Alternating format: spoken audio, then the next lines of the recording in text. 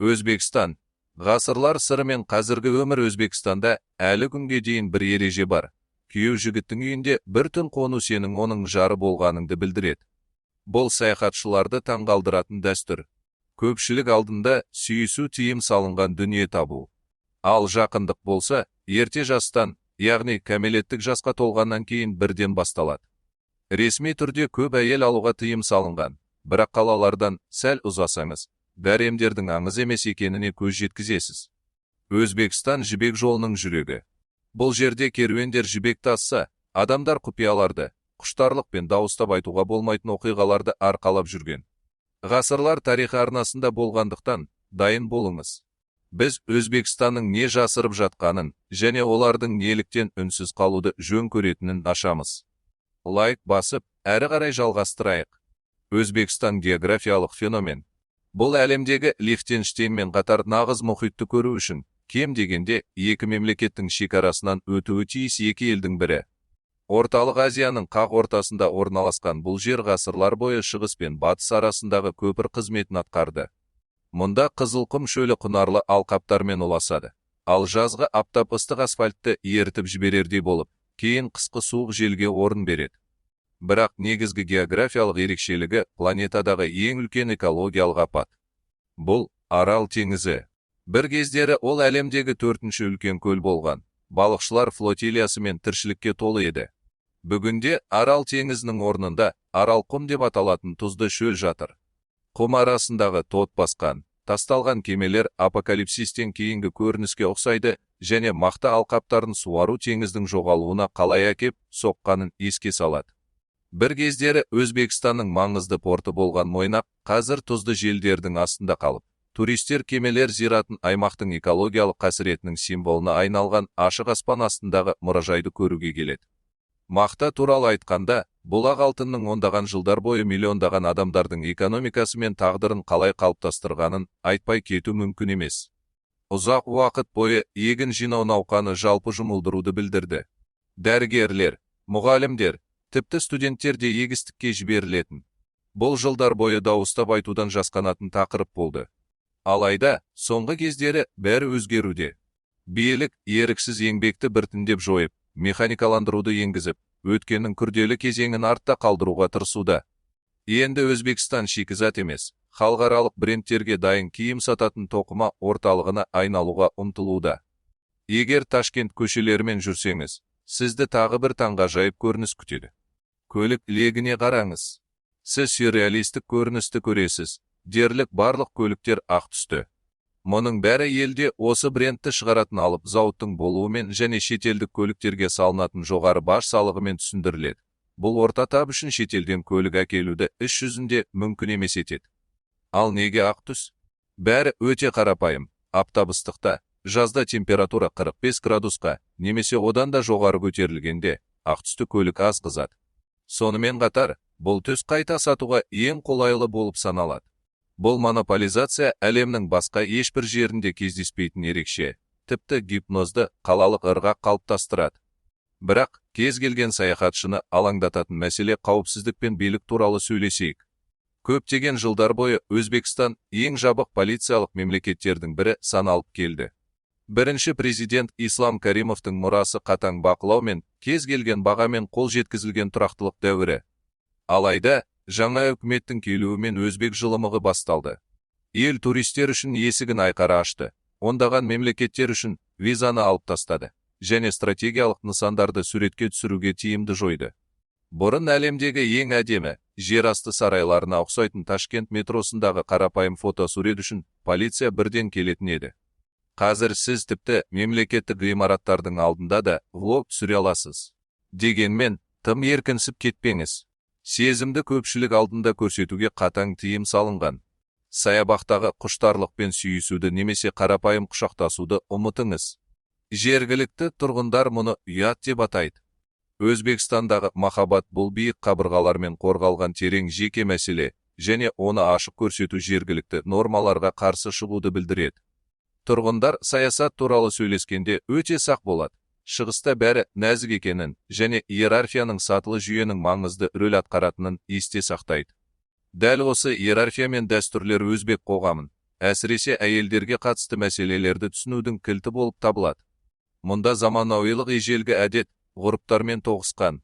Елордада сіз заманауи киінген, бизнеспен айналысатын және блог жүргізетін қыздарды көресіз. Бірақ провинцияларға барсаңыз, келін институты өз күшіне енеді. Дәстүрлі отбасындағы жас келіннің өмірі қатаң тәртіпке бағынады. Бәрінен бұрын тұру, таң атқанда ауланы сыпыру, күйеуінің бүкіл үлкен отбасына тамақ пісіру және енесіне құрмет көрсету. Келін сәлем басын иіп, сәлем беру ритуалы бұл тек үйлену тойындағы әдемі рәсім емес, көптеген әйелдер үшін күнделікті шындық. Міне, біз туристер сыбырлап айтатын бірінші түннің құпиясына жеттік. Консервативті отбасыларда қалыңдықтың пәктігі мәселесі екі адамның жеке ісі емес, бүкіл әулеттің абыройы болып саналады. Иә, шымылдық дәстүрі әлі де тірі. Үйлену тойынан кейін жас жұбайларды арнайы шымылдықтың артына жібереді. Ал есіктің сыртында еңғалар жеңгелер қалыңдықтың пәктігінің дәлелін күтетін үлкен туыстар тұруы мүмкін.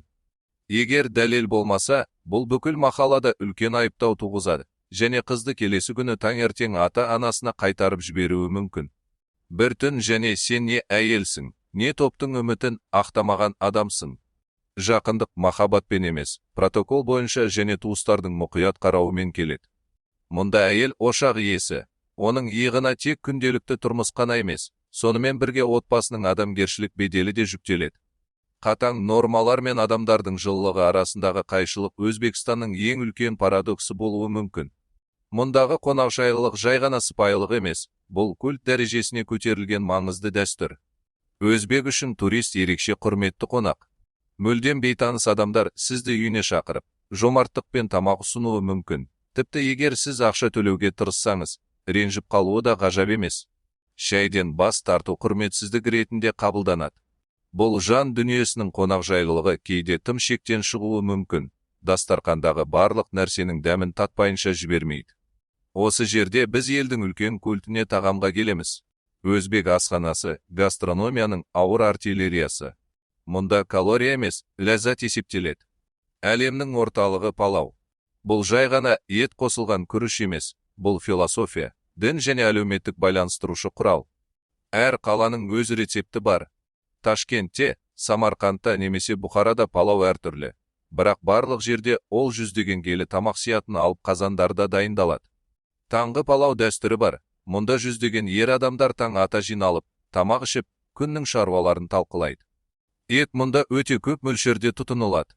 Вегетарианшылар үшін Өзбекстанда оңай болмайды. Тіпті көкөніс сорпасына да қош иіс үшін қой етінің бір кесегін қосуы мүмкін. Базарлар тәттілерге, кептірілген жемістер мен жеміс жидектерге толы. Өзбекстанның архитектурасы миллиондаған адамдардың осында келуінің негізгі себептерінің бірі. Самарқан, Бұхара және Фиуа нағыз ашық аспан астындағы мұражай қалалар. Регистан алаңы өзінің медреселермен және көк күмбездермен ауқымы жағынан таңғалдырады. Ұлы билеуші Әмір Темірдің мұрасы күрделі мозаикалардан, өрнектерден және көкке бой созған мұнаралардан әлі де сезіледі. Фиуа уақыт тоқтап қалғандай көрінетін, толық сақталған көне қаланың сирек үлгісі. Дегенмен, реставрация жұмыстары төңірегінде пікірталастар бар. Бәрін заманауи етуге деген ұмтылыс кейде шынайылық сезімін азайтып, тарихты туристер үшін тым идеалдандырылған нұсқаға айналдырып жібереді. Ел экономикасы жедел трансформацияны бастан кешіруде. Соңғы уақытқа дейін Өзбекстан валютаның үлкен қара базары бар ел еді. Адамдар сөмке тол ақша алып жүретін, өйткені ең үлкен купюра небәрі бірнеше центке тең болатын. Кешкі ас үшін ақшаны кірпіш сияқты санау керек еді. Бүгінде жағдай өзгерді, либерализация жүргізілді, банкоматтар мен карталар пайда болды, ірі купюралар енгізілді. Елде құрылыс қарқын алды. Шынымен бетоннан салынған зәулім ғимараттары бар. Ташкент Сити осы жаңа амбициялардың символы. Бұл Өзбекстанның тек көне тарихы бар ел ғана емес, сонымен бірге заманауи ойыншы екенін әлемге көрсету әрекеті. Бірақ жаңа ғимараттардың жылтырауының артында қиындықтар жатыр. Бағаның өсуі және тұрақты жұмыс орнының тапшылығы көптеген ер адамдарды отбасынан ұзақ уақытқа ажырап, шетелде жұмыс істеуге мәжбүр етеді. Өзбекстандағы дін нәзік тақырып. Тұрғындардың көпшілігі мұсылмандық дәстүрлерді ұстанады, бірақ ел зайырлы болып қала береді. Жұма күндері мешіттер толы және азан дауысы естіледі. Бірақ сонымен бірге мұнда жақсы шарап шығарылады, және азаматтық заңдар діни заңдардан жоғары тұрады. Мемлекет экстремалды көзқарастарды болдырмау үшін діни саланы мұқият реттейді. Ал біз жоғарыда айтқан құпия гарем туралы не деуге болады? Ресми түрде көп әйел алу заң бұзушылық болып саналады. Екінші, әйел үшін адам қатаң құқықтық жауапкершілікке тартылуы мүмкін. Дегенмен, шариғат нормаларын ешкім жойған жоқ. Көптеген дәулетті ер адамдар, әсіресе елордалық бақылаудан алыс жерлерде кіші әйелдер ұстайды.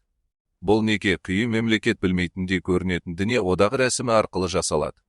Бірінші әйел төлқұжат пен мәртебе үшін, екінші әйел жан үшін немесе бедел үшін. Бұл бәріне мәлім құпия. Көршісінің екі отбасы бар екенін бәрі біледі, бірақ бұл туралы көпшілік алдында айту әдетке жатпайды. Мұндай қос өмір мүмкіндігі барлар үшін қалыпты жағдайға айналуда. Әйгілі мақалаларды айтпай кетуге болмайды. Бұл бәрі бірін танитын дәстүрлі аудандар. Мақала өзі басқаруымен жазылмаған заңдары бар мемлекет ішіндегі мемлекет. Мұнда құпия жоқ. Егер сіз орынсыз бірдеңе жасасаңыз, кешке қарай оны бүкіл аудан біледі. Бұл өте күшті әлеуметтік қолдау жүйесі. Егер біреу қиындыққа тап болса, бүкіл көрші көмектеседі. Ал егер үйлену тойы болса, бүкіл көше тойлайды. Айтпақшы, өзбек тойлары бөлек тоқталуға тұрарлық. Бұл жүздеген немесе мыңдаған қонақтары бар алып шоулар. Олар үшін отбасылар көршілер алдында ұятқа қалмау үшін жылдар бойы ақша жинап қарызға батады. Өзбекстанды бақылай отырып, бір қарапайым шындықты түсінесің. Тарих бұл мектеп оқулығындағы жолдар емес, ол адамдардың ішінде өмір сүретін нәрсе. Ел теңізінен айырылуы мүмкін. Түрлі дәуірлер мен саяси режимдерді бастан кешуі мүмкін. Әліпбиі мен валютасын өзгертуі мүмкін. Бірақ оның халқының мәдени коды, олардың жылылығы, дәстүрлері мен қиындықтарға қарамастан, өмірден ләззат алу қабілеті өзгеріссіз қалады. Егер бұл әңгіме сізде чемоданды жинап, шығыс желін сезінуге деген құштарлық оятса, пікірге сізді не көбірек таңғалдырғанын жазыңыз. Жоғалған теңіз бе, Палау көлті ме, әлде ақ көліктер ме? Егер сіз осы жерге дейін оқысаңыз, демек, сіз де мен сияқты бұл әлемді қайта танудан ләззат аласыз. Лайк басыңыз. Жер шежіресі арнасына жазылыңыз және қоңырауды басыңыз. Бізді әлі зерттейтін көптеген жолдар күтіп тұр.